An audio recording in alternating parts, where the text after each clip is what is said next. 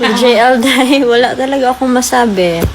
I have nothing but good things to say about him, you know. I mean, we had our differences in the past, but I respect him because he is a very good provider. He is honest, and he is a very present father. Like, take note, nung naghiwalay kami ni JL, that was before Elias turned 1 year old. Present siya. So, yun.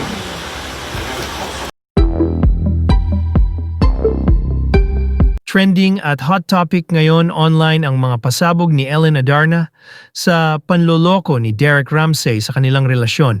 Naglabas ng resibo si Ellen ng ilang mga screenshots sa pakikipag-usap ni Derek sa ibang babae. Kahit magkarelasyon na sila noon pang February 2021 at hindi lang basta conversation ni Derek at ng girl ang ipinakita ni Ellen, may mga senyalis na si Derek pa mismo ang nagyayaya sa babae. Na magkita sila, ipinakita rin ni Ellen ang conversation ng babae at ng kaibigan nito na tila nagrereklamo na ang babae sa kakulitan ni Derek, na tila namimilit na lagi silang magkita kahit asawa na nun ni Derek si Ellen. Samantala sumagot na si Derek Ramsey sa mga pasabog ni Ellen. Sa isang screenshots na nakarating kay Ellen, ipinakita niya na may kausap na isang kaibigan si Derek at tinatanong kung totoo nga bang nag-cheat siya kay Ellen Adarna. Sagot ni Derek sa kaibigan, "I didn't cheat. Never. That's the truth. Ellen and I separated 6 months. She said she found out about this 3 weeks ago. Depensa ni Derek sa sarili." Sagot naman ni Ellen, "Push mo yan. There's your side. There's my side." And there's screenshots with time and dates. "Ako pa yung ginawang liar," dagdag pa ni Ellen. "False in one thing, false in all things." Maraming pang ipinakita si Ellen na mga screenshots na panloloko at pambabae ni Derek Ramsey. Marami naman ang nalungkot na tuluyan na ngang maghihiwalay ang dalawa at tila di na maayos pa ang problemang kinakaharap nila sa ngayon.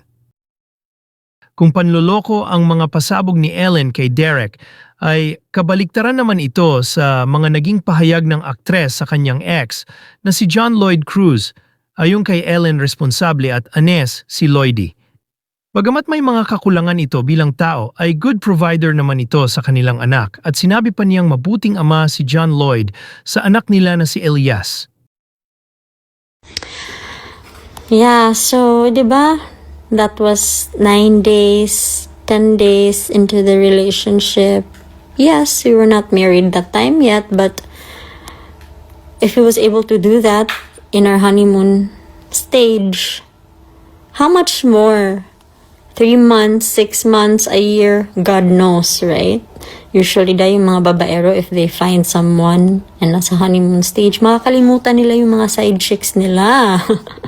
And they will return to their old ways, maybe a month. But this is 9 days.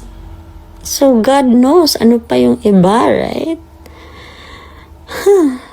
This is like, I am amazed. It's talent. 9 days. Talent, skill. Wow.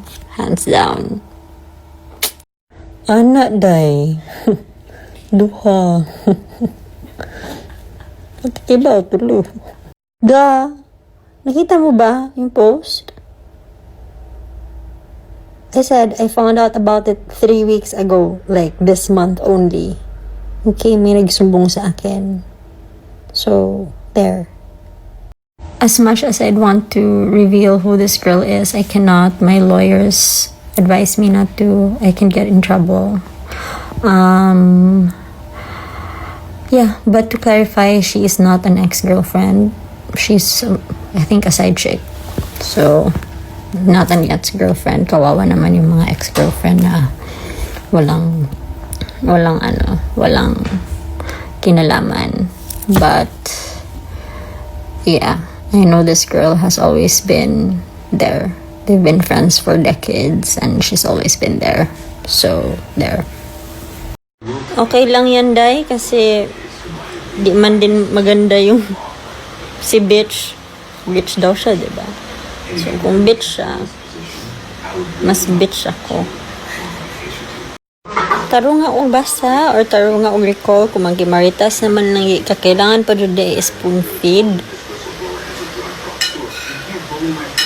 Review balik kung gusto jud ka makibaw. Hell no! If I knew about this before we got married, no! Hell no! No? If you want it, take it. I should have said this before, but I found out just recently. Try to hide it, fake it. I can't pretend anymore. And rain came pouring down when I was drowning. That's when I can finally breathe. And by morning, gone was any trace of you. I think I am finally clean. With JL Dai, wala talaga akong masabi. I have nothing but good things to say about him, you know.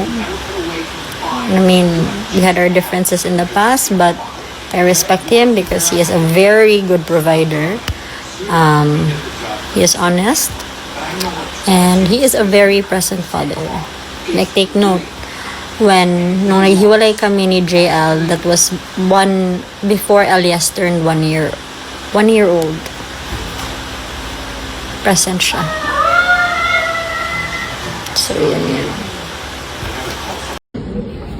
Day Ellen, ikaw na ang pulutan diri. Day Ellen, ikaw ang pulutan diri.